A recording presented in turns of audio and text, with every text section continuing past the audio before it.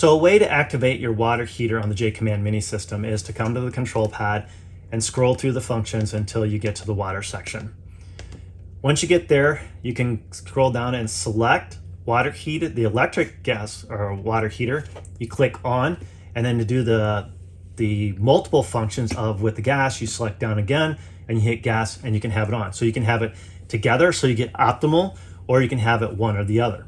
Another way to do it is to go through your app on your device, go to the tank section, and again, you turn your water heater on, just press the button. When it goes blue, it's shown if you want the multiple function to get the best performance, you want gas and electric, you press the gas at the same time. Those are the ways to control your water heater on the JAYCOMMAND mini system.